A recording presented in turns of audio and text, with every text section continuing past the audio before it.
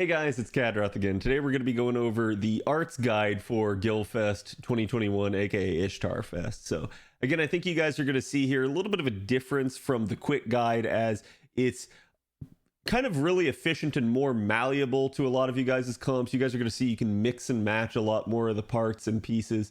Where you guys are going to struggle, I think, is going to be on a lot of the support requirements, especially the Chen Gong comps. You guys will see that in a minute, but again, stuff like Nero Bride, this is one of the reasons we wanted to get this out. I don't know if this will be out in time for the Nero Bride banner, but we did kind of want this as a PSA a little bit, just so that you guys could see Nero Bride will be used in a lot of these arts comps pre-Castoria.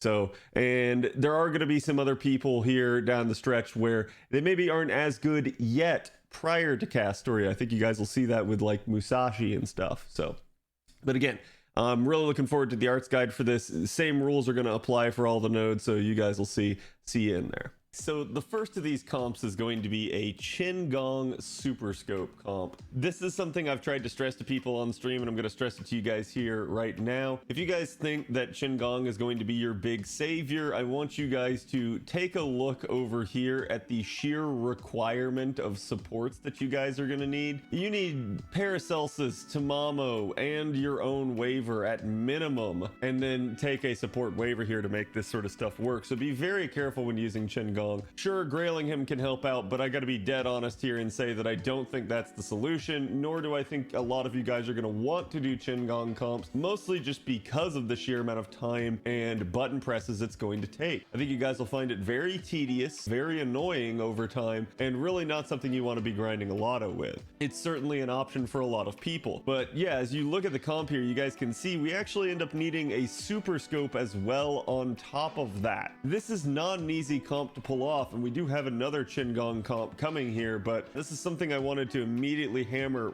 right away with you guys. We're gonna be facing our casters here in round one. It shouldn't be too difficult, with Nursery Rhyme being the challenge for most people. Occasionally you'll see the demon here in round two, basically countering a lot of the loopers, but it just sort of depends. I think Chen Gong will handle this for the most part well, as long as you can get him in here. Probably the biggest thing you guys need to consider with all of this is party cost. Party cost is going to be a huge issue for a lot of people, so make sure you guys are taking that into consideration. It's not going to be so much of an issue with this comp, but the next comp it will absolutely be an issue. Okay, so this is going to bring us to the party layout and the skill order here, guys. Now remember, with Chen Gong comps, you definitely want to have your party order correct, so make sure you guys set this up ahead of time. And this has to do with Chen Gong's ability to yeet the leftmost party member that's not him. So remember, he's going to kill them. He will not kill himself. That's one of the issues with a Chen Gong comp, is that if you fail, everybody probably ends up dead because Chen Gong killed them with his NP, and then he's the only one left and he can't actually NP when he's the only one. So we'll always do the leftmost person that is not him. This will either take the left slot, the middle slot if you have Chen Gong on the right, or even the far right slot if you have Chen Gong in the middle or the left. Just keep that in mind. How I would tell you guys to probably lay it out is I would probably make sure that you have it set up so that, especially with the Plugsuit comps we're going to do later, that you're Plugsuiting the rightmost slot. It's a little bit easier on your fingers, and then have Chen Gong killing the leftmost person with him right there in the middle. That should make it ideal. So we're going to start out here basically with the front line of Paracelsus, Chen Gong, and Tamamo, and basically Paracelsus is going to be the first one yeeted there, and then we'll have the waivers on the back end. Okay, so you guys are going to want to start out by using Paracelsus's second and third skills on Chen Gong. You're going to want to go ahead and pop Tamamo's first and third skills on Chen Gong, and then you should be good to go ahead and pop the Fragment of 2004 NP gen buff on Chen Gong for this round, and then go ahead and NP. He should easily be able to handle all the dwellers there in the first round, and that should actually kill Paracelsus and rotate the first waiver in. From there, he should end up back at about 78% here for turn two. You guys can go ahead and pop waivers first and third skill on Chen Gong, and you should be good to yet again go ahead and NP. When that happens, he should end up refunding to about 55%. He'll actually easily handle the demon, since unlike a lot of people, he actually has trade advantage over the demon. And then you'll end up in wave 3. That's going to bring in yet another waiver here to help people out. He should have refunded to about 55% here, so you're going to have to use all the waiver skills on him. That should bring him up to full. Go ahead and use the Fragment of 2004's NP damage buff as well, and then you should be able to NP one last time, and that will basically just rotate the party here at the end. That's going to be a big issue with the Chen Gong comps. It's going to slow you down. It's going to be a lot of button presses. So keep that in mind if you're going to try to use him here. All right, next up, you guys can see we tried to stretch this and make this as free-to-play friendly. We've got our next Chen Gong comp. This one's going to be using a Plugsuit and MLB Imaginary Element. This one should be a lot more approachable for you guys from that standpoint. You guys can see we're only assuming a rank 15 MLB Imaginary Element, which is the exact amount you'd get from MLBing it. The biggest issue is going to be, holy crap, these required supports. Party cost is also going to be a huge issue in this, as we're going to require a team cost of 112. So you guys actually need to be decently far along in your master level here in order to be able to pull this off. Most of you guys should have this though. The issue I think is going to be the supports. Particularly, as you guys can see, we're requiring rank 10 skills on Paracelsus' second and third, rank 10 skills on Tamamo, rank 10 skills on all of Lan Ling and his skills. So that's Lost Belt 3 Saber, if you guys are unaware. That is going to be very difficult, I think, for a lot of people to have both him and have invested in him to that extent. So this is one of the big issues, and part of the reason here is, again, it's party cost. This is the only real way we can make this work. That's going to be one of the huge issues. Again, you're still going to have your own waiver, and then you're going to be taking a support waiver. So there's not a whole lot of wiggle room here in this comp because of that. This support requirement is just awful, and I am well aware of that. On top of that, as you guys can see here, Nursery Rhyme in the final wave is going to cause you guys some issues. So just to talk about this again, with these arts comps, unlike with the quick comps, you don't typically have stars abound. You will be getting stars from the Lotto CE as people get rotated in, which will happen very frequently with Chen Gong, but it's probably not going to be enough to guarantee you guys crits. The other thing you guys need to watch out for, especially in a lot of these arts comps, is whether or not Paracelsus ends up in the final wave with you, because Paracelsus does not card hard at all as a 3-star. So be very, very careful about that. But again, 20k is very rough, especially when you've got basically no one in the party who's going to be effective here. So I hate to say it, but unless you get some lucky crit rolls or just the sheer damage and buffs outweigh everything, I don't know that you're necessarily going to clear that bar here. So be very careful. This might be an instance where you might want to level your CE up, or just flat out use something better like a SuperScope. It's certainly an option, but yeah, you guys can see we've pretty much stretched the supports here.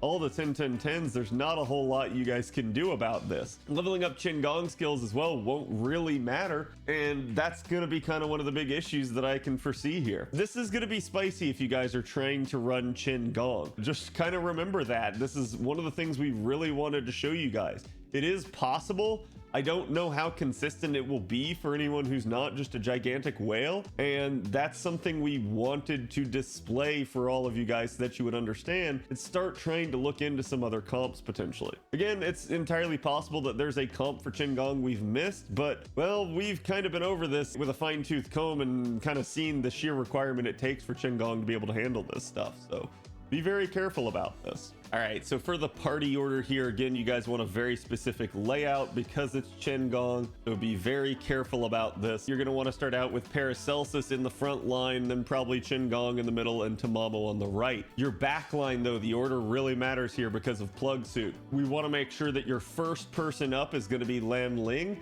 and then your waivers are filling out the last 2 slots on the back line. As we go into the turn order here, you're going to want to start out by popping Paracelsus's second and third skills on Chen Gong.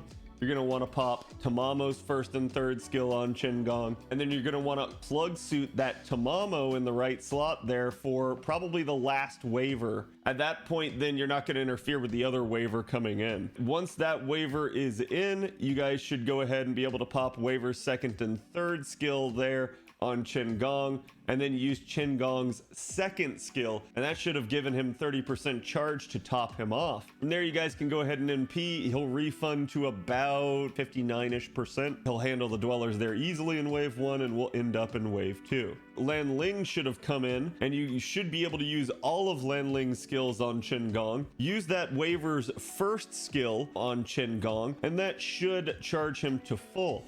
Go ahead and NP here, and yet again he'll handle the demon easily in this wave, as well as all the side enemies, and he should refund to about 61%. Now Lan Ling will die, and the final waiver will come in, and we'll end up in wave 3. You want to use all that waiver skills there to basically charge him up to full. You might be able to get away with not using the middle skill on waiver, but that's fine. Go ahead and use the Plugsuit attack up and NP the final time. Nursery Rhyme will die clean 16% of the time. That could be an issue for a lot of you, especially if she lives with the maximum remaining value of health, which is going to be 20k. Again, you should have some crit stars from the rotation, and there should be a lot of buffs on Chen Gong, so you'll probably want to prioritize his cards, but otherwise there's not a whole lot you guys are going to be able to do here, because again, you're using basically all neutral enemies against casters. You're not going to have anyone that's super effective really, other than Chen Gong, who's been buffed to all hell. You will at least have the Plugsuit attack buff rolling here, but again, if you end up with that 20k, unless you get some lucky crits, I'm going to say you're probably going to really struggle there, so be very careful with this comp. All right, so next up, as you guys can see, this one should be a lot easier for our Da Vinci Rider comps. I think she does a couple of things eloquently. One, just the sheer amount of charge that she gives back, as well as not going to be nearly as hairy on the support requirements compared to Chen Gong. I think this is going to be a lot quicker, a lot less button presses than him. Just kind of looking at the comp here, yes, we are requiring a SuperScope. Again, that's an MLB level 100 Kscope, so do make sure that you have that as a requirement. It's both for damage output as well as just facilitating charge there in the beginning. We are requiring a Nero Bride here, but we're only requiring an NP1 Da Vinci. If you switch this Nero Bride to Paracelsus, it will work, but you are going to require an NP2 Da Vinci. So we're just going to leave that choice up to you, but we're going to do this one as Nero Bride. And just understand that it is going to be a possibility for a lot of you guys. Otherwise, it's just going to be Tamamo, so you don't actually have to have your own 50% charger here. That is the beauty of this comp. It's going to be really easy, really automated in terms of refund, and again with the SuperScope there to start you out, you don't got to do too much in wave 1 either. So just overall a very speedy, quick comp. Another really nice thing about the Da Vinci comps is going to be the fact that she basically automates 40% of her refund. So if you have that first skill at rank 10 like you should, you're going to get 20% per turn from that. Her NP will also give you guys another 20% after the fact, so there you go, 40% refund just automated straight up right there, regardless of how many enemies you're hitting. It's a really nice aspect to Da Vinci Rider, and that's going to make the refund on this comp rather easy. So as we end up with the turn order here, again, your front line is just going to be Nero Bride, Tamamo, and Da Vinci. In wave 1 here, you guys are going to want to pop Tamamo's first and third skill on Da Vinci, and then you're going to go ahead and pop Nero Bride's first and second skill on Da Vinci, and then you're going to want to pop Da Vinci's first skill as well. That should get you that 20% per turn refund, and then go ahead and use Fragment of 2004's NP Gen buff on Da Vinci as well. And there you can go ahead and NP and easily slaughter the dwellers, and as you're headed into wave 2 here, you'll have about 72% refund plus the 40% that's automated. So in turn 2, you guys can just go ahead and NP. You should easily handle the wave. Again, she actually has a little bit of a bonus against the demon, just like Chen Gong did, which is very nice. So she won't struggle at all there. So refund to about 53%, and you should end up in wave 3. You're going to want to use the Fragment 2004's NP damage buff on Da Vinci. You're going to want to go ahead and pop Da Vinci's third skill, because that's more NP damage as well as charge. And with that charge, again, remember that 53% from the prior round should actually be 93%, so the 10% charge should cap her out at 100%. And you should be good to go ahead and NP here, and even at an NP1, Da Vinci will easily handle the entire wave and Nursery Rhyme. So good job, very easy, low button press comp. All right, this will be our second Da Vinci Rider comp here. So again, this one's going to be using Heavenly Demon Princess and a Plugsuit here to help you guys out. So we're going to have a little bit of a beefier requirement here with Paracelsus, Tamamo, and Waiver. So now you had to have your 50% charger, which you could take any of these as a support. I'm going to tell you flat out, it's going to be very hard to find Paracelsus on support, but you might be able to find Tamamo, and you should be able to find Waiver. So Waiver is going to be the easy, obvious choice for very quick selection of a support unit here. Therefore, having your own Tamamo and Paracelsus will make this comp the best possibility. A couple of really nice things about this comp. One is the fact that we're only requiring NP1 Da Vinci, so no higher whaliness. And 2 is the fact that we're using the Suzuka Thai CE, aka Heavenly Demon Princess, which is a welfare CE that you guys should have all gotten from Summer 4. So again, it's guaranteed 5 copies. You guys should be really good on this. It gives NP damage up, it gives starting charge, it gives all attack scaling, and it gives arts crit. If you're somehow worried about the damage of any of the comps that use Suzukathai's CE, you can actually level it up because it's all attack scaling. It's a very good choice to level. It's basically more like an arts version of Holy Night Supper, which is a very old CE that a lot of whales still use. Even then, it's pretty agnostic as to what you use it on, with the only arts aspect of it being the crit damage that it does. So it should still be fine, but it'll be really good, especially for these arts comps, especially as you will get some stars from any sort of party rotation you do. And since we're using a Plugsuit, you will at least get some there. But otherwise, I don't think you're going to need it for this comp. This should be a relatively easy comp, should be very straightforward. So let's go ahead and start on the skill order. You guys are going to want to go ahead and start out with the front line of Waver, Da Vinci Rider, and Paracelsus here. I'm going to go ahead and say you probably want Waver on the right side. That should help you for plug suiting, but otherwise it's not a huge concern. So for turn 1 here, you guys are going to want to go ahead and pop all the Waver buffs on your Da Vinci Rider. That should charge her to full. Go ahead and plug suit him out for Tamamo. At that point, use Tamamo's first and third skills on Da Vinci Rider. Go ahead and use Paracelsus's second and third skills on Da Vinci Rider, and go ahead and pop Da Vinci Rider's first skill here. That should be her charge per turn. From there, you're safe to go ahead and NP, and you should be able to easily handle the wave. The only concern here is going to be the refund at basically a calculated 59%. Remember, she automates 40% of the charge here. That should get you to 99% and should round up. However, we are using both rank 9 Paracelsus skills here, and there's also the possibility that you could pre-card one of those 18k dwellers to reduce its HP a little bit and maybe get a little bit more overkill. So if you're really worried about that 59%, there's a couple things you guys can do by leveling Paracelsus's skills or pre-carding one of the dwellers. So you should end up in turn 2.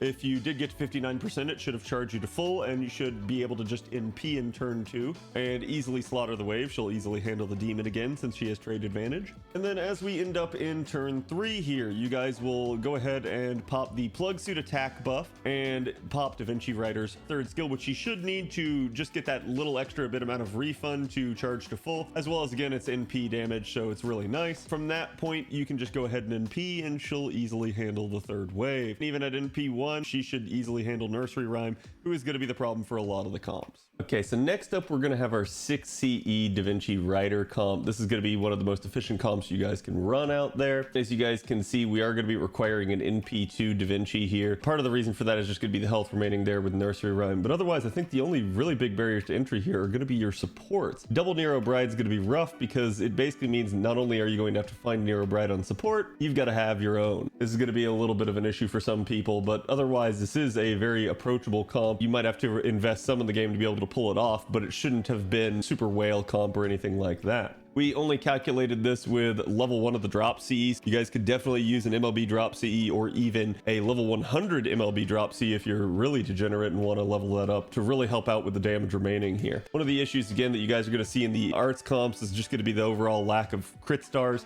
You will get some if you're using Plugsuit because the drop C does have a star bomb factor to it, but it's probably not going to necessarily be enough to secure things, especially if you end up with all support cards rather than your effective nuker here with Da Vinci. If you get Da Vinci cards, I don't think Nursery Rhyme will be bad, but yeah, you guys got to be careful if you end up with that max health remaining and don't end up with a good card comp setup. So for the turn order here, you guys are going to want to start out with a front line of Da Vinci and both Nero Brides. You're going to want to pop both the Nero Brides first and second skill on Da Vinci. Going to get her all that attack up and 60% charge, as well as some NP gain. Then you guys are going to want to go ahead and pop Da Vinci's first skill. That's her charge per turn that she's going to need. And then you're going to want to go ahead and plug suit out one of the Nero Brides for Waver. At that point, you guys want to use Waver's first and third skill on Da Vinci, and that should bring her up to full charge. You guys can go ahead and fire off the NP there, and she should easily slaughter the Dwellers there in the first wave. She'll refund about 53%, but remember, Da Vinci does automate about 40% charge per turn, with 20% coming off the back of her NP and 20% coming from the skill per turn.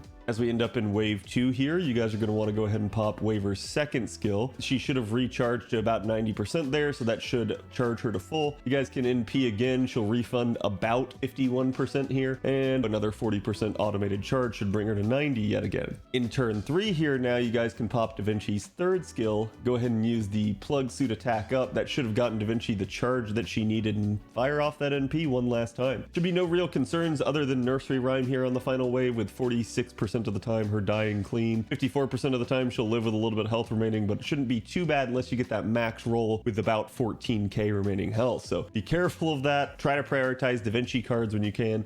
But overall, you guys should be good here with this comp. All right, next up is going to be our first Musashi Berserker comp of this video. As you guys can see, Musashi Berserker is going to require for this a SuperScope and a Plugsuit to be able to work. This is going to be a little bit difficult for her here. The issue is basically going to be refund primarily, as well as a little bit damage in the final wave. This is sort of the issue with Musashi, is pre-Castoria refund becomes a slight bit of an issue for her. Castoria just really absolutely helps her out. And you guys can see here, we do require a SuperScope for this, which is going to be an MLB Kscope at level 100. Otherwise, we're only requiring NP1. If you guys were to have NP2, it would definitely help out both refund numbers as well as damage in the final wave. Certainly, you guys can stretch this comp a little bit more, and we're also only requiring rank 9 skills on Paracelsus, so if you're a little bit worried about any of the aspects here, you can stretch the damage a little bit more in that regard. Otherwise, I think the requirements here of supports being Paracelsus, Tamamo, and Waver shouldn't be that difficult. Due to the fact that it's an arts comp, you guys can basically have 2 of the 3 and find the third that you need.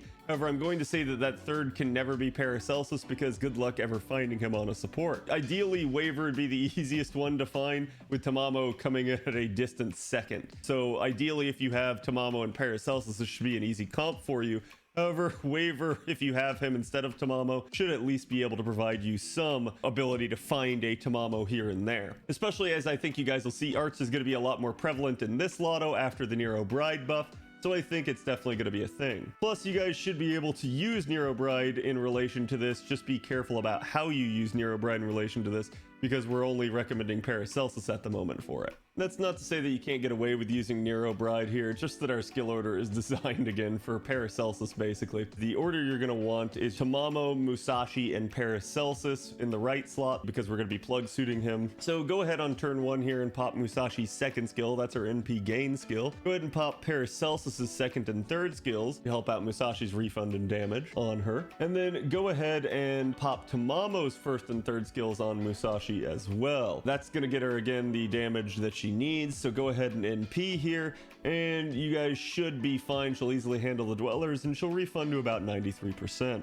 As we end up here in turn 2, you're going to want to go ahead and plug suit out the Paracelsus 4 Waver. From there, go ahead and pop Waver's third skill on Musashi, and then basically that should get her up to charge that she needs. Go ahead and from there just NP. She'll easily handle the wave and basically slaughter that demon, since she actually has trade advantage on him. As we end up in turn 3, go ahead and pop Musashi's third skill now. That's her attack up and defense down. And then go ahead and pop Waver's first skill to get her the charge that she needs. Use the Plugsuit attack up and go ahead and NP. You should be able to handle the wave pretty easily here, with the only concern being nursery rhyme. She'll die cleanly about 43% of the time, which means 57% of the time she'll have a little bit of health remaining. The worst case scenario is going to be 14.6k, but again, with the defense downs, the Plugsuit attack up, and the lack of Paracelsus in the party here with some 5-star casters, I'm going to assume that you guys can handle 14.6k. You should be okay in that regard, basically by getting even 1 Musashi card. And like I said, you guys can actually stretch the damage here by leveling up Paracelsus' skills to rank 10, or again having an NP2 or higher Musashi. So I think otherwise you'll be perfectly fine for this comp. Now we end up with our second Musashi comp here. This one should be a little bit more approachable to people. It's going to be Plugsuit still, but it's just with a normal Kscope. So we are assuming level 20 here, which means you guys do have to max out its level for just that single copy. And the reason for that is just the extra attack power that you get out of it. We are still only requiring an NP1 Musashi, but do understand damage is going to be a little bit of a concern. This is certainly one, when we're creeping up down to this low of full clear percentage, that you guys might want to consider start looking towards an NP2 here. It's certainly doable, but if you don't get the Musashi cards, it's going to be a little rough on you. So you'd probably only need 1 to make it happen, but without 1, yikes. With regards to the supports, we're not requiring a 50% charger anymore, but we are requiring a Nero Bride. So The issue at play is going to be finding a Tamamo or a Nero Bride on support. And again, I'm going to be dead honest with you and say that Nero Bride's actually probably going to be the easier one because she can be put into her own support slot. So I think, especially post-buff, you'll see a lot of people with her up to help other people out, especially given the fact that sabers in the event won't really be used for any sort of farming in the lotto nodes, since they're pretty much all just caster and saber nodes. You're going to see a lot of archers, you're going to see a lot of support casters, you're going to see a lot of riders being used.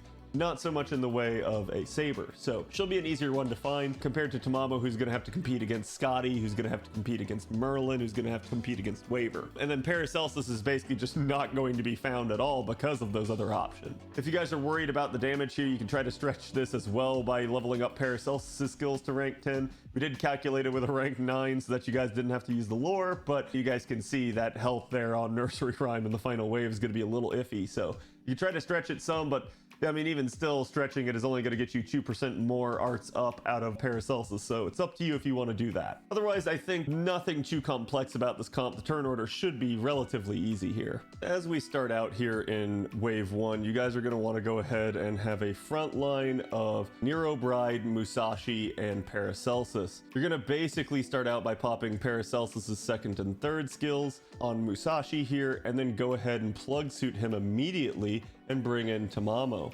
From there, you're going to want to pop Tamamo's first and third skills on Musashi, and then make sure you pop Nero Bride's first and second skill on Musashi. That should get Musashi the charge that she needs. Go ahead and make sure you pop Musashi's second skill.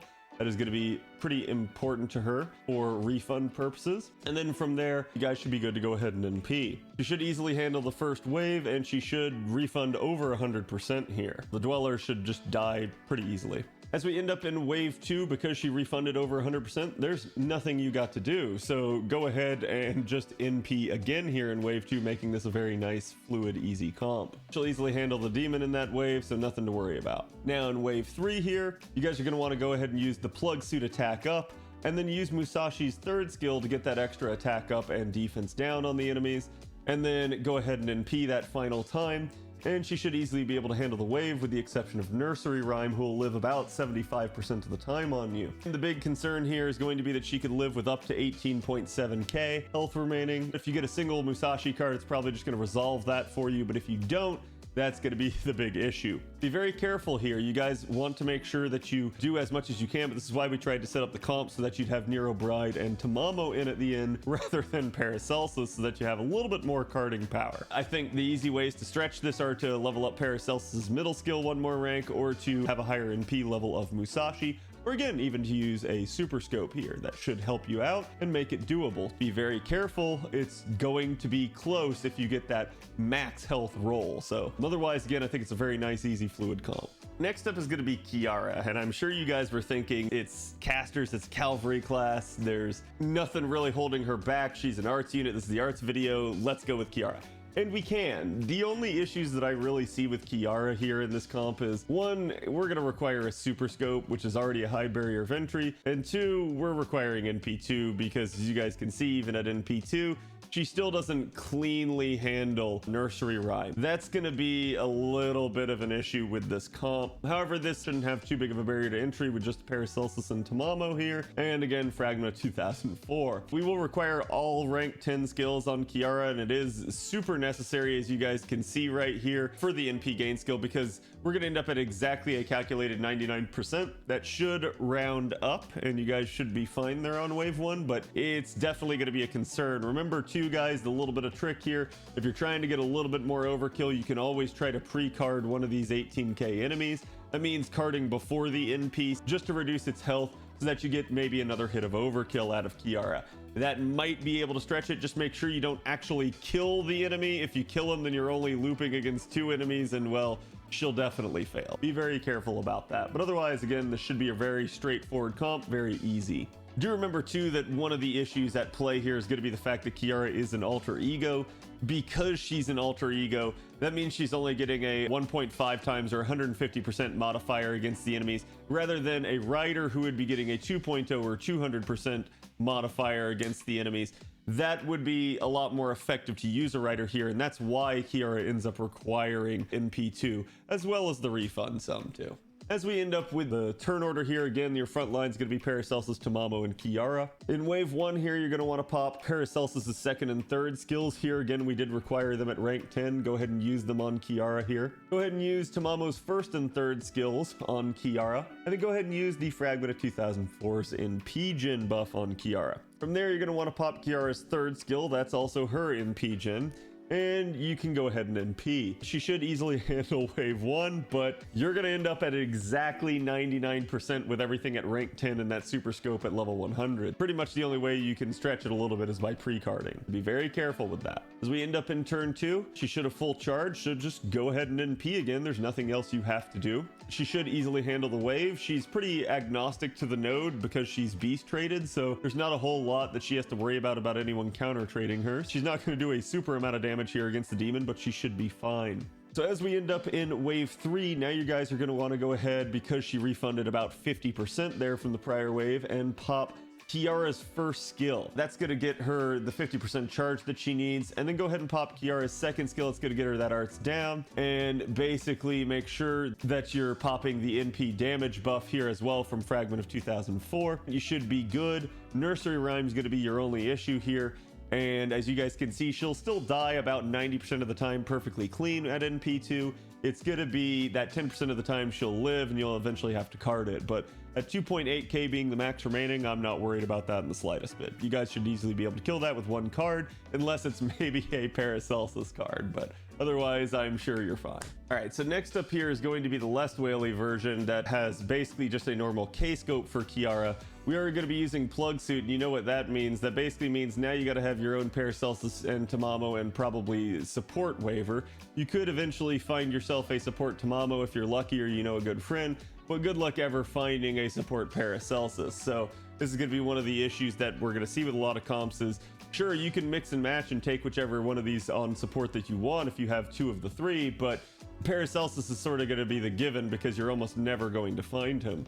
And we're also going to be requiring rank 10 Paracelsus skills here just because of refund and so on and whatnot. We're also going to be requiring NP2 Kiara because yet again, alter ego means less effective than an actual writer, but it's also going to be for refund purposes. But you guys can see there, Nursery Rhyme is going to cause her a little bit of an issue there in wave 3, but not too much. Again, I am very okay with this health value, especially given the debuffs that Kiara is going to be dropping out there. Just a normal Kscope. We do recommend it at level 20. If you don't have it maxed out at level 20 there for the regular Kscope, you guys could expect that number to go up. So be very careful with that because you can't stretch some of these arts comps too much here. Just be on the lookout for that sort of thing. But otherwise, let's go ahead and start on the turn order. All right, so in round 1 here, you guys are going to want to go ahead and start out with a front line of Waiver, Kiara, and Paracelsus here. You guys are going to want to start by going ahead and using Paracelsus's second and third skills on Kiara, and then you can basically just go ahead and Plugsuit him out. So you're going to want him in that right slot to make it a little easier. Bring in that Tamamo. Go ahead and pop Tamamo's first and third skills on Kiara as well.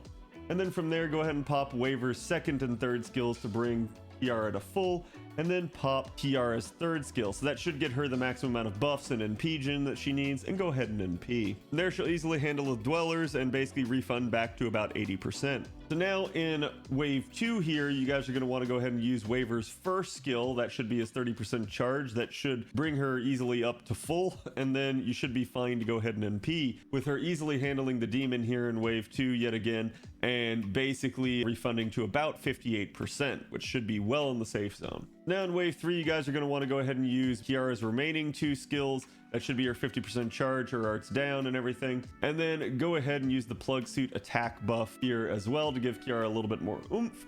And then go ahead and NP and easily slaughter the wave with Nursery Rhyme living about 25% of the time, and at most having 6.8k, which should be easily doable with cards, especially from Tamamo and Waiver, rather than say Paracelsus, who got Plugsuited out earlier. So another easy comp, should be relatively approachable for a lot of people. Okay guys, so this is going to be our first Mordred Rider comp for the first round here. As you guys can see, it's going to require a Paracelsus and a Tamamo on support, so it should be relatively easy. A lot of people will probably just have this outright and not care about what support they take on the backline. Or you can try to hunt down your own Tamamo if you really want. We will be requiring a SuperScope here, so that's going to be the big barrier to entry for this comp, and that's why I'm going to assume you guys pretty much have this if you're capable of having a SuperScope. However, one of the weird twists of this comp is we're only requiring the OG Chaldea Mystic code. That's just the original Mystic code you guys get in the game. We are requiring it at rank 10, but we figured that was a lesser barrier to entry than requiring Arctic at a high level. If you guys do have Arctic at a high level, you can probably get away with Surfmo at NP1 and Arctic instead. So keep that in mind. That's certainly doable, but we wanted to make this as approachable as we could and not necessarily have to require, say, a rank 10 Arctic or something like that. I don't know if that's what it would be requiring. It could be rank 6, it could be whatever. Just you guys will have to test that if you really want to see what a NP1 Surfmo is capable of. Your problem is probably going to be on Nursery Rhyme in the third wave, so be very careful with that if you try to attempt it. Otherwise, a relatively straightforward comp here. Surfmo is very good at refund, so you guys can see the refund numbers are just absolutely not an issue. Instead, its damage output is going to be your #1 issue. And for that reason, you guys probably could end up substituting a Paracelsus for a Nero Bride if you wanted. Should be able to increase the damage output significantly, and again, maybe allow you to stretch it down to NP1. But we wanted to go with something that was at most accessible for the least amount of whaliness here, especially since we're using a SuperScope. All right, so for the turn order, again, you're going to start out with Paracelsus, Tamamo, and Surfmo here in the first wave. You guys are going to want to pop Surfmo's first skill, that's her arts up. From there, you want to pop Tamamo's first and third skills, that's the arts up and NP damage up. And then you're going to want to go ahead and pop Paracelsus's arts up and NP gen up his second and third skills, all on Surfmo. From there, you guys can go ahead and fire off an NP, and at NP2, she'll easily slaughter the wave and refund 147%, which is just overkill. Now in turn 2, because you've refunded more than 100%, you guys are good to go ahead and NP again. She'll easily slaughter the demon, which she actually has trait disadvantage against, so it is something you guys will probably have to watch out for if you're just using an NP1, but at NP2 she should still handle it easy with no chance of it remaining alive. Now in turn 3 here, you guys are going to want to go ahead and pop the Mystic Code attack up on Surfmo and go ahead and NP1 final time. At NP2, she'll easily slaughter Nursery Rhyme and have no issues whatsoever. If you guys are trying to stretch it at NP1, be careful of Nursery Rhyme. It certainly could be someone who remains alive for you. But as you guys can see, we didn't even have to pop Surfmo's third skill. That's how easy and amazing the refund from her was. Okay, next up, this is going to be Surfmo with Heavenly Demon Princess and a Plugsuit. Again, Suzukathai's CE, aka Heavenly Demon Princess, is a welfare CE you guys will be getting from Summer 4. You guys should be guaranteed to have all 5 copies of it. It's the easy recommendation for us this year rather than something like Aerial Drive, which can now no longer be obtained. This CE will be here for both this year's run as well as next year's run, so it's a very easy one that we can assume a lot of people have. The big issue here is probably going to be the fact that, well, yes, we were requiring Tamamo and Waver, which means you gotta have 2 of the 3, which means you probably gotta have 1 of these 2 because you're not finding Paracelsus on support. We're gonna be requiring an NP2 Surfmo here. Sadly, the damage scale here from getting the second copy absolutely did make the difference. If you step down to NP1, I believe Nursery Rhyme lived with about 25k HP remaining, which is very difficult for an arts comp to make up. Again, remember, you're not going to be absolutely rolling in stars like a quick comp is, and Surfmo isn't really going to have any sort of defense down on the backside of her NP, so nothing you can really help to make up for there. At 25k, you'd basically have to get lucky and get her cards. Otherwise, you would not clear that. Certainly something you guys could try to do. You guys could also try to level up your Suzuka CE if you wanted to stretch this out at NP1. It might make the damage a little bit more tenable there for you. You guys can also try to level up Paracelsus's middle skill to rank 10 to get an extra 2% arts up. Again, up to you. You guys could also try to substitute in a Nero Bride instead of a Paracelsus. That might make the difference, since, especially as you guys can see, the refund is of no actual issue on a Surfmo comp, as even the final wave she would refund back to full and beyond. So again, I think this is going to be a really easy comp for a lot of people, especially since it doesn't require SuperScope and has a just guaranteed sort of thing. As we're covering the turn order here, again, you guys are going to want to start out with a front line of Tamamo, Surfmo, and Paracelsus. You want him in the right slot since we'll be plug suiting him. Go ahead and use Paracelsus's second and third skills on Surfmo here. Go ahead and plug suit him out. Bring in Waver. Go ahead and use all three of Waver's buffs on Surfmo. And then go ahead and use Tamamo's first and third skill. That's the arts up and NP damage up on Surfmo as well. That should get you all the buffs that you need, other than you guys want to make sure that you use Mordred's arts up as well. And then go ahead and NP. She'll easily handle wave 1, especially at NP 2, and she'll refund to about 151%, which is just plain ridiculous. So now in wave 2 here, because you refunded over 100%, go ahead and NP again. She's easily going to slaughter the wave here at NP 2, with the demon being the only one that could have caused you some issues if you were rolling around at NP 1, but with Suzuka Thighs on as a CE, I don't even think even at NP1 that would cause you an issue. So now in turn 3 here, make sure you guys are popping the Plugsuit attack up, and you should be good to go ahead and NP1 last time. In NP2, everything will die 100% of the time, and you have no issues whatsoever. At NP1, if you guys are trying to stretch this, be careful again about Nursery Rhyme. She should be the one that should have any chance of living. At 20k, it's going to be a little rough, so I hope you brought a Nero Bride instead of Paracelsus, or you leveled up your Suzuka CE to help that out. It's going to be our last comp for round 1 here. This is going to be our Surfmo 6 CE comp. As you guys can see, this is going to be yet another one of the most efficient comps you guys are going to be able to run the entire time. We did actually use the Tropical Summer Mystic Code, and we do require it at rank 10 for this, but again, that's mostly for damage output reasons.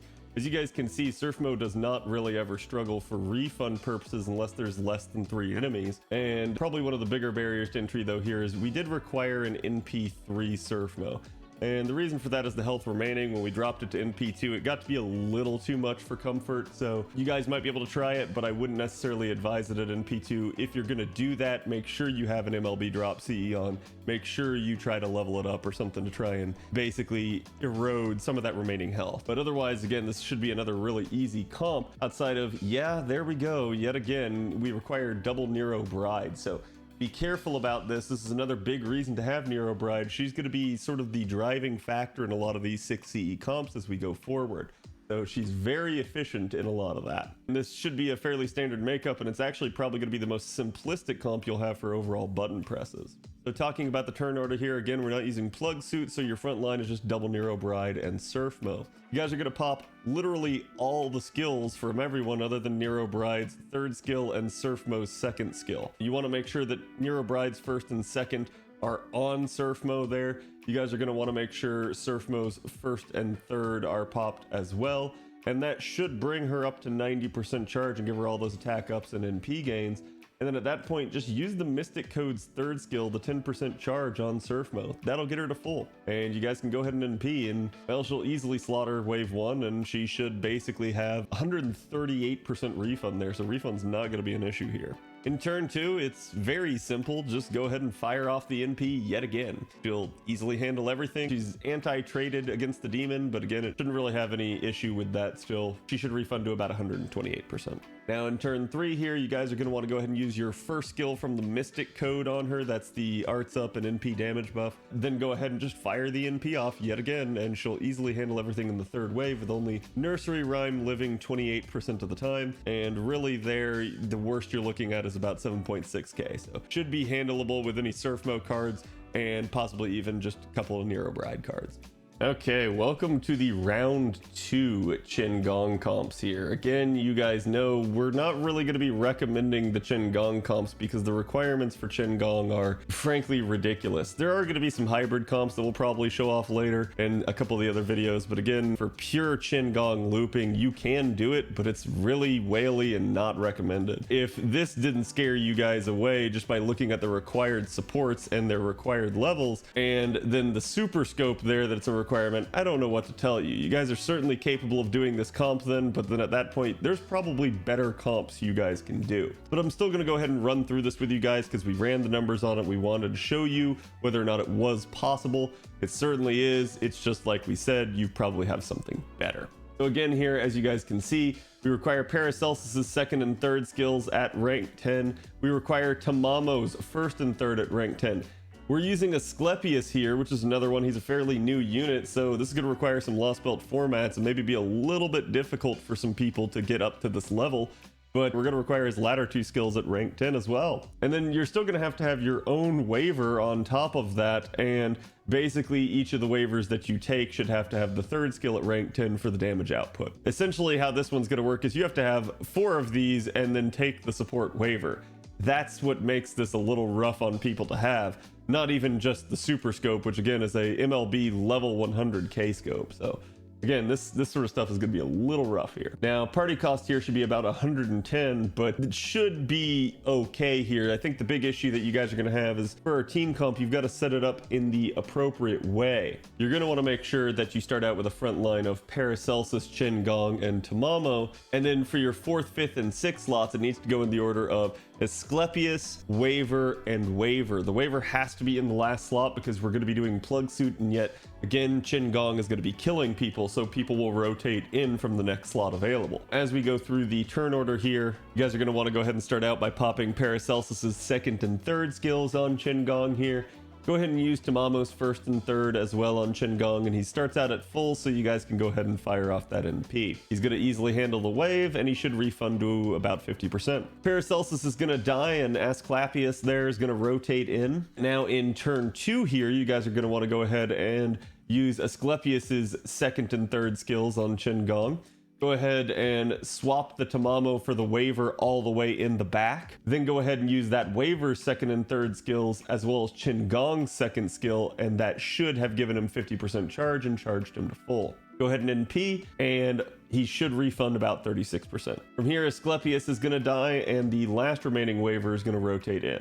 Now in turn 3, make sure you guys pop all the remaining waiver skills. Go ahead and use the Plugsuit attack up and fire off the NP the last time. And again, should all work, but as you guys can see, you've had to press a lot of buttons here, and it's going to take quite a bit of time waiting on people to rotate. Otherwise, you should be able to handle the waves fairly easily, with the only real concern here being Rama at the end with about 10k remaining HP. He'll live about 37% of the time, so should be doable, again, especially with all the buffs flying around, especially if you get Chen Gong cards, but be very careful here. It's certainly possible to still somehow fail if you're not paying attention. So these comps are very high focus comps. All right, next up, we've got another Chen Gong comp here. It's not going to require the SuperScope, it's going to require MLB Imaginary Element. But if you're breathing a sigh of relief from that last Chen Gong comp, don't. It's actually probably an even worse requirement, as now we're going to be requiring your own Lan Ling at 10-10-10.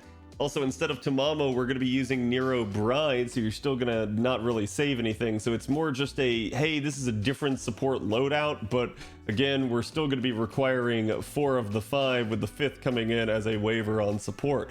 So that's going to be a little spicy still for people. Again, no requirements on Chen Gong skills, and we are just using an MLB Imaginary Element at level 15 here. But yeah, overall, there's not going to be a lot of easiness to this comp. Again, as you guys know, Chen Gong comps kill people, so there's always the risk that if you fail this somehow, that you really mess it up. And the health remaining here is just overall not that good. This is actually really terrifying in this regard, and we can't really recommend this comp. We just wanted to show it because theoretically it's possible for party cost, and theoretically it's possible for having the ability to do it, especially with the MLB Imaginary Element. Doesn't require the SuperScope, but the damage output's not really here. This is going to be one of those comps where it's like, ah, yes, if you can do it, you can still probably only do it just by virtue of having your Chen Gong grailed.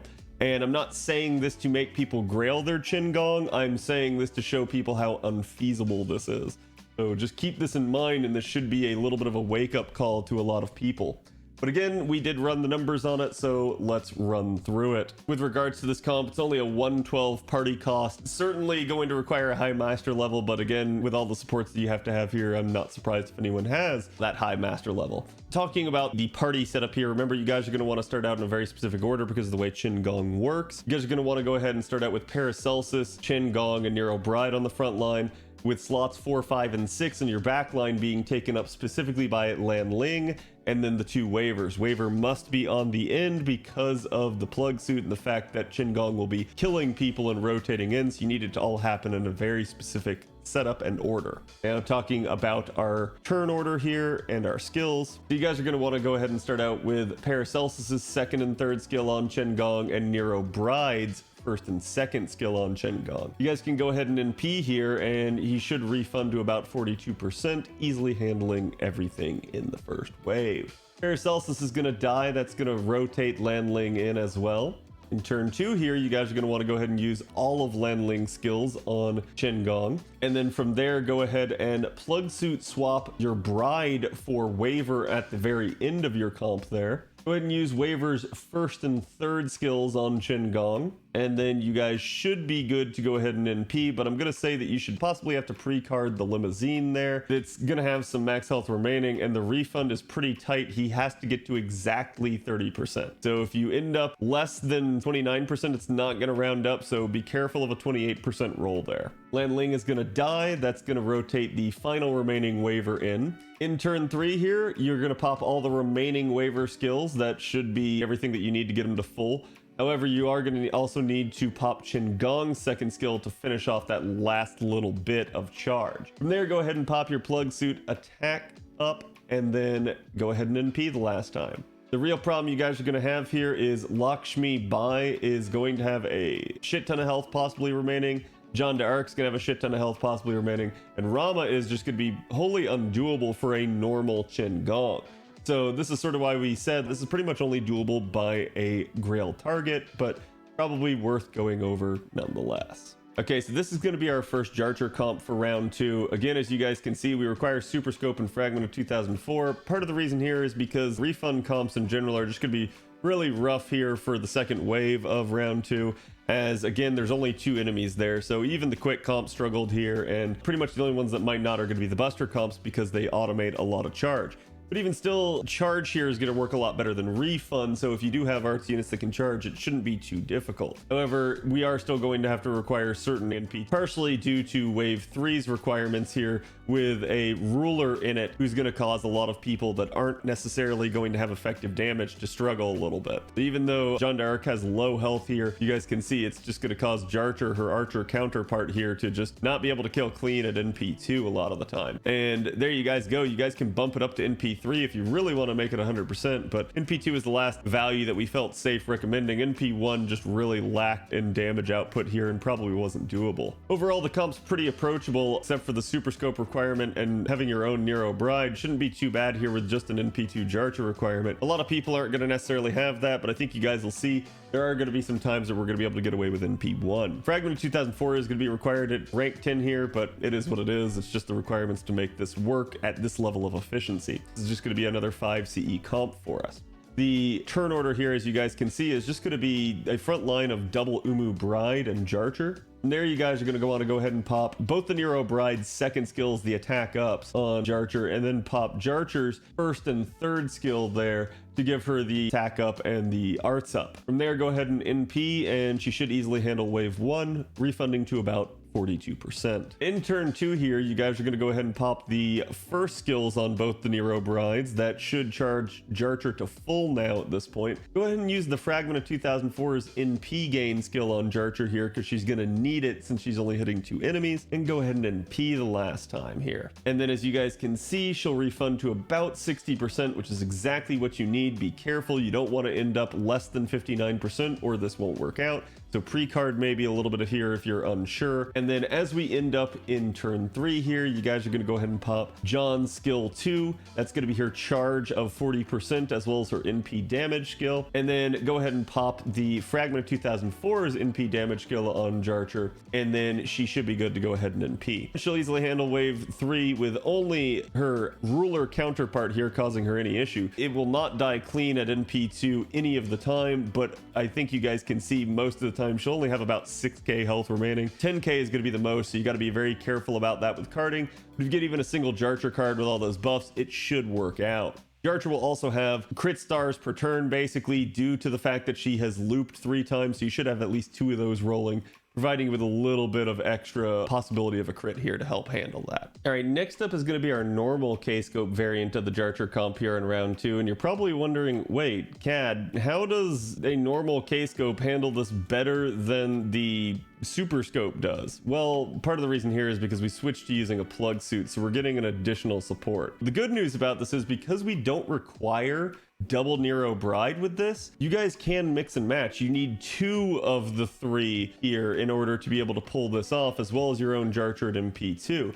But if you had all 3 here, you could also potentially find a Jarcher on support. However, it would need to have a Kscope on at minimum. If not, I think that's going to be a hard requirement there. You might be able to get a buddy to set something up for you if they had a strong enough Jarcher, but otherwise I think most people are going to be seeking the supports rather instead. And even then, if you did encounter a Jarcher, it's probably going to have the drop C on, because 6 CE comps for Jarcher will be a thing later in the lotto, just not necessarily for this round, as it's going to be a little bit too spicy since she's refund based. But again, as you guys can see here, we're requiring Umu Bride with the 1st and 2nd skills at rank 10, Tamamo with the 1st and 3rd at rank 10, and then Waver with only his 3rd at rank 10. Otherwise, it's just a Kscope there as another assumption at level 20. We are going to basically just require that being leveled up just a tad bit there. It's because you have the normal Kscope, so we're trying to get the most attack power that we can out of that instead of the MLB.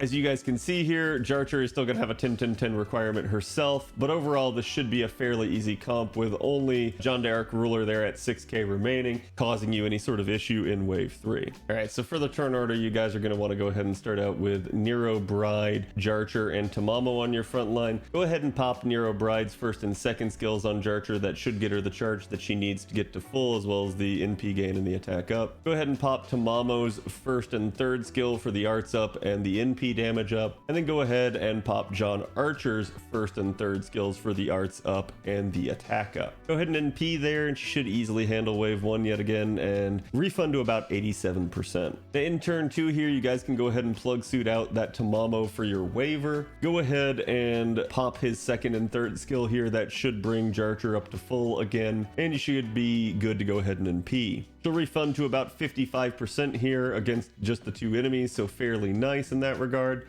and you'll end up in turn 3.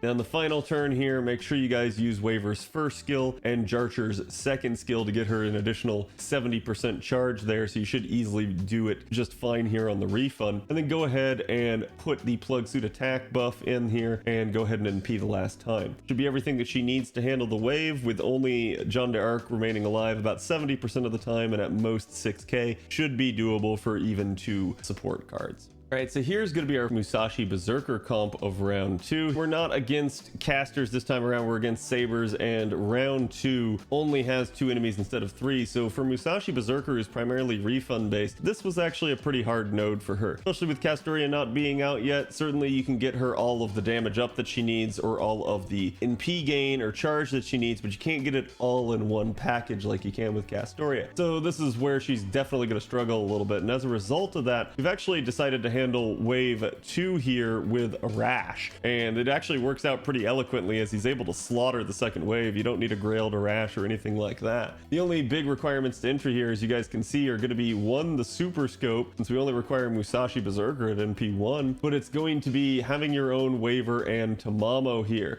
Basically, you have to have that so that you can take the 2nd Waver on support. But otherwise, shouldn't be too difficult there, as we only require the 3rd skills at rank 10, except for Tamamo, who needs the 1st at rank 10. Musashi herself needs her 2nd and 3rd at rank 10, but again, should be a relatively approachable comp, as long as you're lucky enough to have a SuperScope and have your own Waver in Tamamo.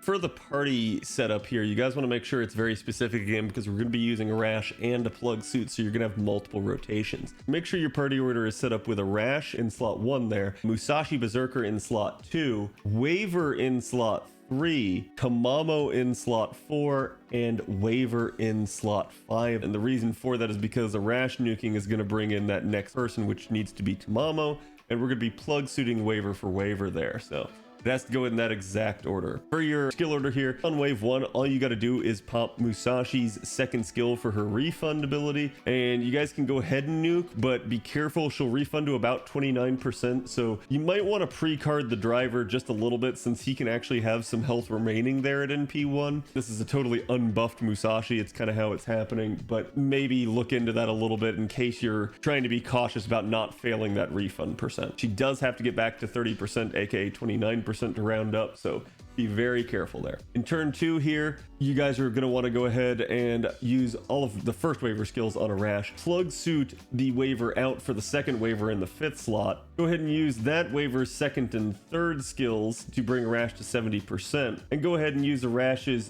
3rd skill as well to charge himself up to full and NP. Even with a level 1 non-MLB drop C, he'll still easily handle the limousine at that amount of buffs, and you guys should be able to handle the wave pretty easily and move on. With a rash dying, that should have brought Tamamo in. Make sure you use Tamamo's 1st and 3rd skill here on Musashi for wave 3. Make sure you use Waver's first skill on Musashi. She got about 40% charge there in the prior wave. She started out at 30%, so that should put her at 70. The Waver's first skill here should charge her to full. And then go ahead and use Musashi's 3rd skill. That's the attack up, invuln pierce, and defense down on the enemies. And use the Plugsuit attack up last and go ahead and fire off the NP. She'll have no issue with Jeanne Ruler since she's actually effective against her. And the only one that's going to cause her any concern is going to be Rama there, who she actually does manage to have trait bonus against. He'll die 92% of the time. He'll live 8% of the time with at most 2.4k remaining. So shouldn't be difficult for even a single card. All right, we're back here in round 3 with another Chen Gong comp here. Again, you guys are going to see the sheer requirements of Chen Gong comps to be able to loop him 3 times are a little ridiculous, and a lot of people are not going to have it. We're actually going to be using Fragment of 2004 though this time instead of a Plugsuit, so yay. You're still going to have a specific party comp for this, and we are still going to be requiring a SuperScope, which is going to be a huge barrier to entry, plus you having to have your own waiver, your own Tamamo, and your own Paracelsus so that you can bring the other waiver on support. Again, I think this node in and of itself will be a little bit easier as it's all sabers this time around, with it just being a 3-3-3 layout as well. So definitely a lot easier for loopers, definitely a lot easier for a lot of stuff. So I gotta be dead honest here when I say that there should be plenty of good comps that you guys can do other than this. It won't have as high of a barrier to entry, won't require nearly as many supports, and generally will just be less button presses and faster at farming. So be less of a headache for you overall. You got a big concern here as well in wave 3 with Sumanai living 96% of the time with 25k health remaining there, and that's not going to necessarily be doable with cards unless you get lucky and get some Chen Gong cards. So be very careful with this. We don't really recommend the Chen Gong comps. We're showing them to you guys because we know you guys are going to be curious and want to see them. Now remember, with Chen Gong we have a couple of concerns about party cost. This cost will be 110, so you guys should be able to do it. And as well, for your party order, there's going to be a very specific setup that we've got to do here. Remember, Chen Gong kills the leftmost person, so you guys are going to need to set it up in a very specific way so that you don't fuck it up. You just need it set up here with a front line of Paracelsus, Tamamo, Chen Gong, and then Waver and Waver in the back ends, because remember, he's going to kill them and bring them in. Now, talking about the skill order here, again, this is going to get a little difficult. So basically for turn 1 here, you guys want to go ahead and use Paracelsus's 2nd and 3rd on Chen Gong, use Tamamo's 1st and 3rd on Chen Gong, and use the Fragment of 2004 NP Jin buff on Chen Gong. Again, he started out at full, so you should be good to go ahead and NP. He'll easily handle wave 1 and refund to about 67%. Paracelsus is going to die here, and then one of the waivers is going to get rotated in. In turn 2 here, you guys are going to want to pop Waver's 1st and 3rd skill here. That should bring Chen Gong up to full. You guys can NP right away, but I'm going to tell you should probably pre-card one of the smaller enemies. Just be careful you don't crit kill it. But the reason is because he's going to refund about 49% here on the NP, and you really need 49% at minimum. If you get 48%, this will scuff. So that should kill that Waver and then rotate in yet another one. In turn 3 here, you guys are going to want to use all the remaining waiver skills to get them 50% charge. Should bring them up to full. Go ahead and use the Fragment of 2004's NP damage buff, and you guys should be good to go ahead and NP. You do also have the Chen Gong 2nd skill there. You guys can use it as needed in case you do end up scuffing, so you don't necessarily have to pre-card in wave 2, but it's certainly useful if you need a little bit of wiggle room there. The real problem you guys are going to have here is Sumanai living 96% of the time with almost 25k remaining HP. That's going to be tough to handle unless you get those Chen Gong cards. So like I said, this is not necessarily a big recommendation here. You can certainly grail it if you want, but there's really no other way to stretch this comp to make that doable.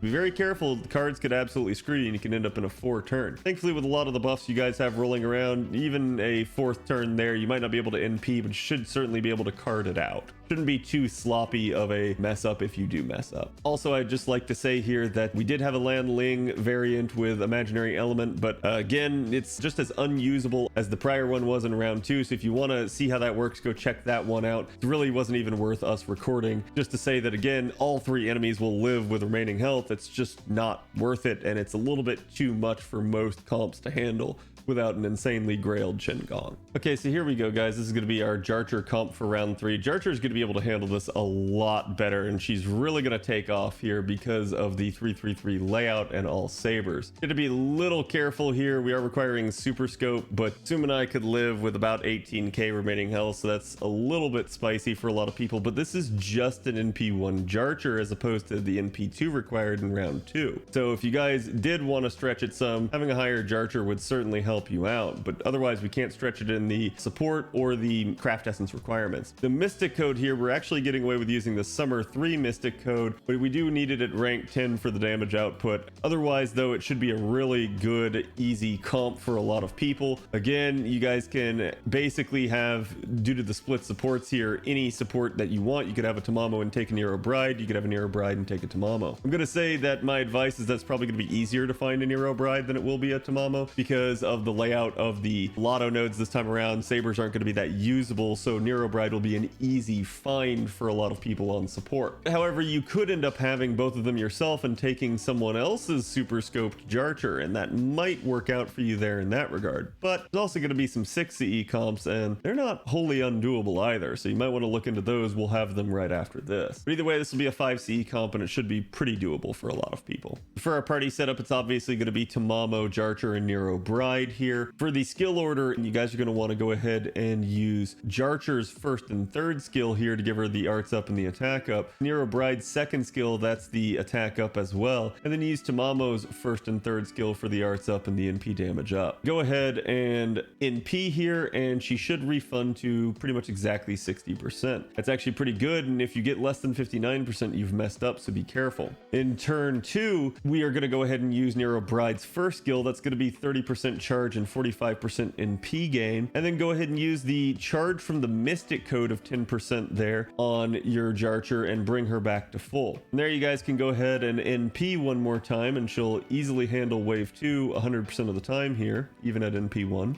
And now in turn 3, you guys are going to want to go ahead and use Jarcher's second skill. That's her charge up and her NP damage up there to get any remaining charge that she needed. And then go ahead and use the Tropical Summer Mystic Code's first skill there. That's the NP damage up and arts up. And you guys should be good to go ahead and NP. Again, it's a very nice comp, should do a lot of damage, but Sumanai is going to be your trouble there with a max of 18k remaining. Because you've looped with Jarcher twice, you guys should at least have some stars per turn there helping you out. And again, if you manage to get Jarcher cards, she should easily handle Sumanai. The problem is going to be what happens if you don't. So be very careful with that and make sure you're paying attention to your cards on wave 3. Or again, have an NP2. Now for the next comp, this is going to be an MLB Heavenly Demon Princess, so we're not going to be requiring a super scope here, but this is still going to be our Jarcher 5 CE comp. You're probably wondering though why we're requiring NP2 now, especially with a CE that should in theory do more damage than a super scope. For starters, we're not going to require you to level the craft essence up, so it should be an option for you guys if you wanted to stretch this. However, when we did plug it in with a non-leveled up craft essence at NP1, Sum and I ended up living with a little bit too much health, about 25k, and we thought that was pretty unreasonable. So you could certainly stretch it if you level the craft essence up and maybe try to get away with an NP1 here, but that is going to be a real concern. So at NP2 here, it did show it as a 100% kill on wave 3 all the time. With this being a welfare craft essence from Summer 4, a lot of you guys should be able to have it and pull this off. Again though, I think one of the big concerns here is going to be your supports. The good news is we managed to divide it up between Tamamo, Paracelsus, and Waver, so you just need 2 of the 3, and everybody should have their own Paracelsus. You just might need to have invested in him. That just means you got to find a Tamamo or a Waver, or if you manage to have all 3, it just means you got to find a Jarcher, but then finding it with the Suzuka Thighs CE again might be a little bit of a specific requirement, so you might need help from a friend to do that. Okay, so for our party setup, you guys want to go ahead and start out with Paracelsus, Jarcher, and Waver on your front line. With regards to the skill order now, you guys want to make sure you go ahead and do Paracelsus's second and third skills on Jarcher. It's going to be the arts up, the NP gain up, but go ahead and Plugsuit him out for your Tamamo at this point. Having brought Tamamo in, go ahead and use her first and third skill on Jarcher. Use all of Waver's skills on Jarcher as well to bring her up to full charge. Go ahead and use Jarcher's first and third skill there to give her arts up and attack up. This will also buff Waver a little bit extra with attack power there since he is good traded, and you guys should be able to go ahead and NP. You'll easily handle wave 1 and refund to about 107%, having no issues here. In turn 2, you really don't have to do anything. You're just going to go ahead and NP and slaughter everything in wave 2 with everything dying clean. Only Glasses God's going to technically give Jarcher a little bit of trouble, but it's so low health that even an NP1 would probably be able to handle it. In turn 3, you guys can go ahead and pop Jarcher's second skill now, bring her up to full, and give her that NP damage buff. Go ahead and pop the Plugsuit attack buff that she needs here, and go ahead and NP one last time. She will easily handle the wave at NP2. Remember, if you're trying to stretch it with NP1, make sure you level up your Suzuka Thighs CEs, aka Heavenly Demon Princess. Should give it a little bit more attack power that it needs to help it and reduce it from that 25k HP remaining, which is a little bit too much, like I said. Should be an easy comp, very straightforward, and certainly doable even though it's 5 CE. Okay, now we have our 6 CE comp here for Jarcher in round 3. This one is going to require a MLB drop C. Again, that's because it actually does give a little bit of attack power. It does give a little bit of arts up, so it is kind of necessary. And as you guys can see here, we end up with a little bit of an issue here with Jarcher at NP5, still having 31k remaining. It is certainly a consideration to level 100 this CE. If you have a spare couple of CE bombs lying around, it will certainly help you be able to kill here. But there's also another easy way to make this comp doable. So again, we're using the Summer 3 Mystic code and using double Umu Bride here. But the other variant of this comp, and I'm going to show it to you guys in a minute, is going to require Plugsuit and Mamo instead. So again here, just showing you guys the Plugsuit to Mamo variant. Yeah, we still require double Umu Bride, but we're able to drop it to just an NP2 Jarcher, and basically you guys should be able to get the job done at that point. Actually, that's a little bit of a typo, I think, with the damage C being plotted in there, but you guys should be good to go ahead and use this comp if you want to make it a lot more sustainable. Yes, you'll have to use a Plugsuit, but at 13k remaining on Sumanai there at NP2, it's certainly a lot more doable. And again, if you had NP3, it would wholly automate it. So it's just up to you what you want to do, how you want to take the risks for the 6 CE, but it's certainly possible to get it done this way. Again, though, looking at the Summer 3 Mystic Code version, we are going to require your own Umu Bride, just like the other version, but rank 10 skills on everything, rank 10 on the Summer Mystic Code for the NP damage that we're going to be needing. We're going to need to stretch this comp in as high of a way as possible, but here you go. Here is the NP5 version. Don't forget, you can level up the MLB drop C to help you out. For your party order, obviously it's just going to be double Umu Bride and Jarcher. For the turn order here, you guys want to make sure that in turn 1 here that you use basically all of the skills. That's going to be Umu Bride's first and second skills for both of them, and then use Jarcher's first, second, and third skills here. That should get Jarcher 100% charge, bring her up to full just perfectly, and give her all the attack ups and NP gains that she needs. From there, go ahead and NP, and she'll easily handle wave 1 and refund to about 94%. That's actually perfect in that regard. Now in turn 2 here, you guys are going to use the Tropical Summers charge, the Mystic code from that, get that 10% remaining charge that you needed to get up to full, then use the Tropical Summer NP damage buff on Jarcher and go ahead and NP. She'll refund 105% here, making it very easily. If you are using the Plugsuit to Mamo comp, you wouldn't have had to use the charge from a Mystic code. You wouldn't have it to use it anyways, but the additional arts up and NP damage up from Tamamo would make the refund able to be over 100% there, so it shouldn't have been required. And turn 3, all you got to do, because she charged back to full, is NP. Remember, Sumanai is going to be the big problem there with up to 31k HP remaining at just a normal NP5 and MLB drop C, so that's going to be a little spicy. If you're using the Plugsuit variant, again, just make sure that you use the Plugsuit attack up, leaving it only with about 13k. Again, I think this is a really doable comp for a lot of people if you have the setup for it. I think NP2 Jarcher is actually very low barrier to entry for a 6 CE comp. Really nice in that regard. And again, if you manage to have NP5, you guys can try to stretch it without the Plugsuit, but you might have to level up the drop CE. Now for our last comp here of the third round, as you guys can see, we're going to be using Musashi.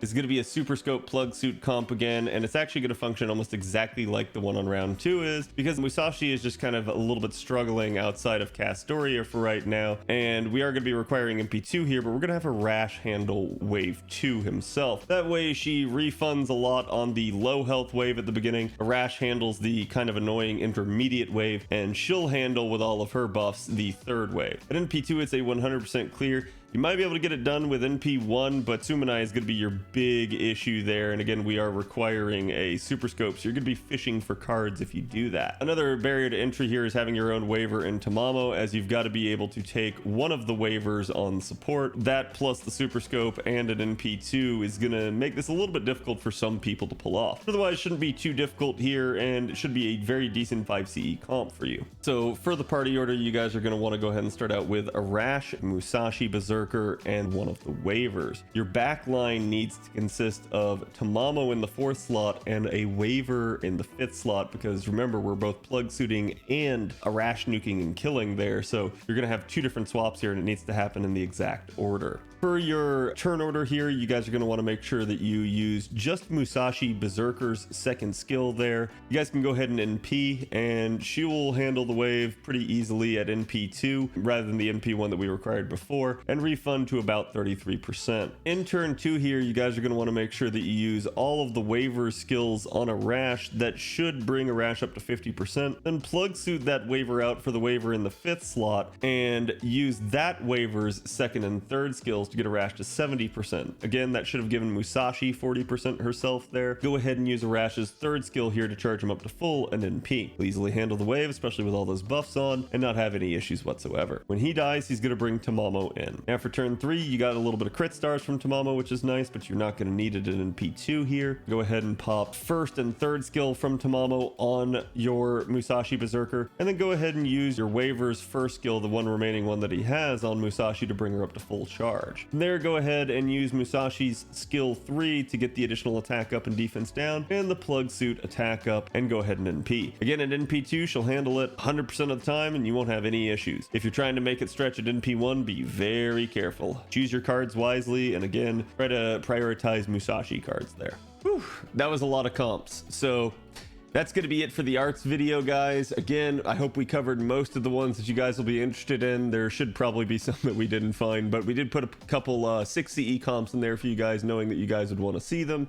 That's what I said at the beginning of the video. The arts comps are just going to be more efficient and more malleable in a lot of ways. So thank you guys for watching. We're going to be back next with the Buster video as well.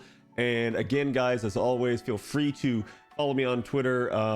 Subscribe to the channel. It definitely helps out the videos, and join the Discord. Again, we got a great community on there. Also, don't forget, I do stream weeknights at 7 p.m. Eastern every single night on Twitch, FGO. So see you guys for the next one. Have a good day.